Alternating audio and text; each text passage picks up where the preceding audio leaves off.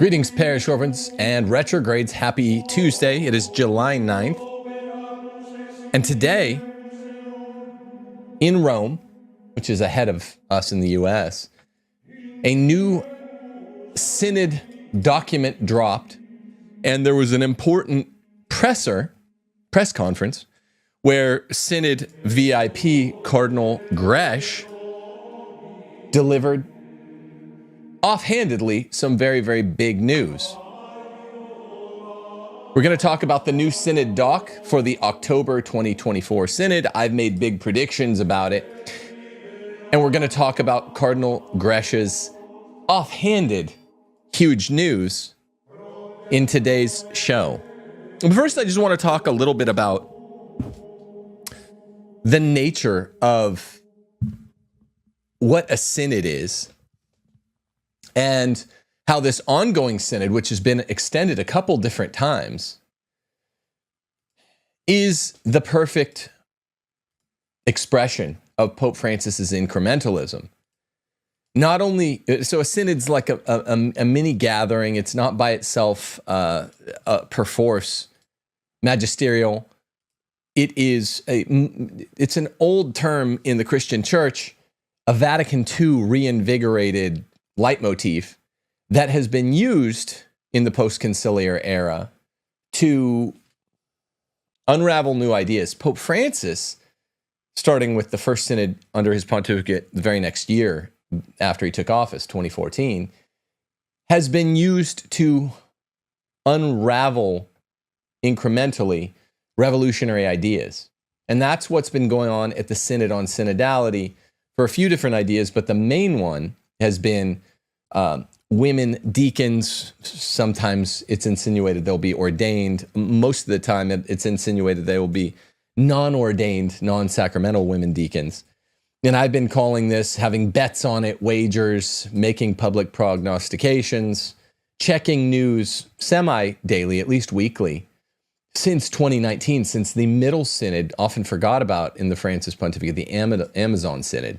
Steve Skojek, when he was still Catholic, Eric Salmons of Crisis, and I had some sort of three-man wager on whether or not they would make non-sacramental female deacons then. It'll always be called non-sacramental, the institution of female deacons. That's something that Francis was predicted to do by Cardinal Walter Brandmuller, one of the four original dubia cardinals. He said the Sanct Gallen Pope is going to proceed this way. First, communion for divorced and civilly remarried in the first synod, family synods. He did that in the post-synodal apostolic exhortation of April 2016. Next, female deacons. We thought he was going to do that in the Amazon Synod, though he paused and used incrementalism, kicked it to the Synod on Synodality, which he's extended a couple times. Cardinal Walter Brandmuller also said there would be very pro-body, Western Rite priests who can marry.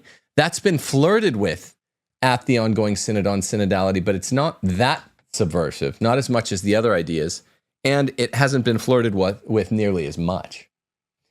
I think Walter Brandmuller also said by the end of the Francis Pontificate, for what it's worth, don't quote me, I think he said there would be intercommunion with Lutherans. So Francis is a subverter. We already know this much. He is, at the very least, if you like him, not many in this audience are huge fans, but if you like him, you'd say, well, he's revolutionary. He's a reforming pope. That's the nice spin you put on it. Well, today's new Synod doc insinuates some things, always squinting toward feminism, increased role of women in the church is female, et cetera, et cetera.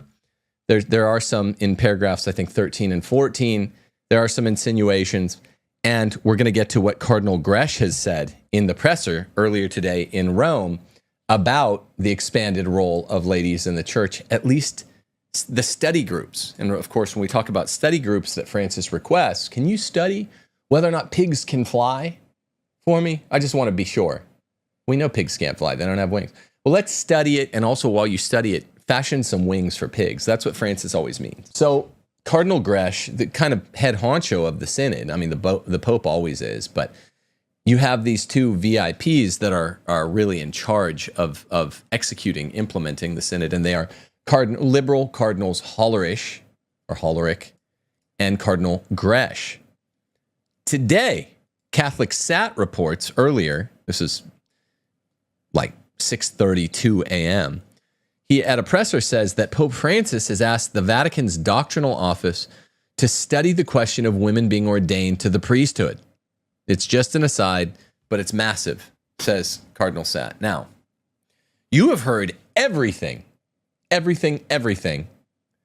about the expanded role of women at this synod, because remember, it had the diocesan phase in like 21.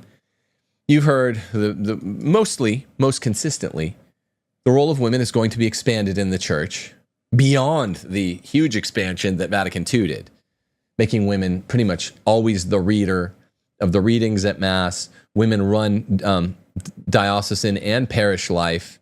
Almost all Catholic school teachers are women. Almost all Catholic school principals are women.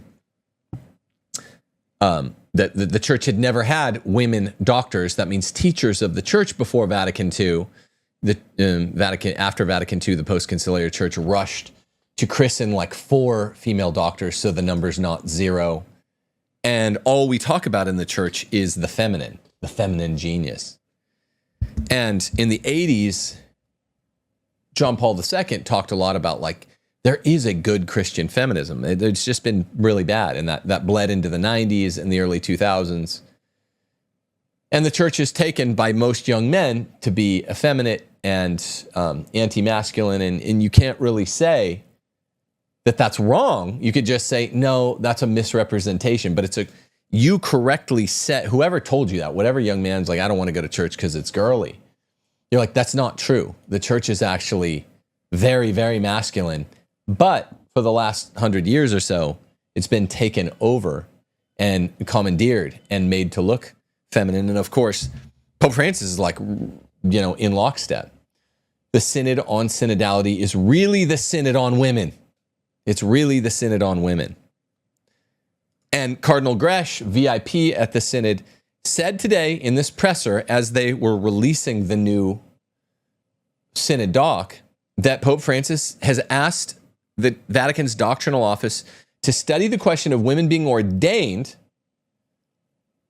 not as deacons and not as deacon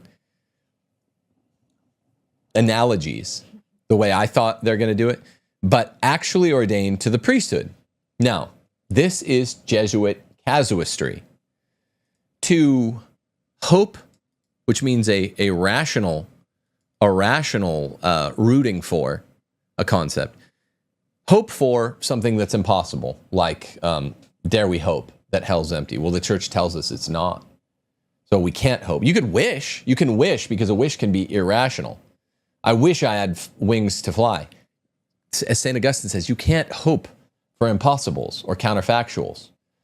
You can wish for impossibles or counterfactuals. I wish I had a third arm. I wish I had wings to fly. But you can't hope for it. For it to hope, the proposition has to be possible. It's not possible for a human being.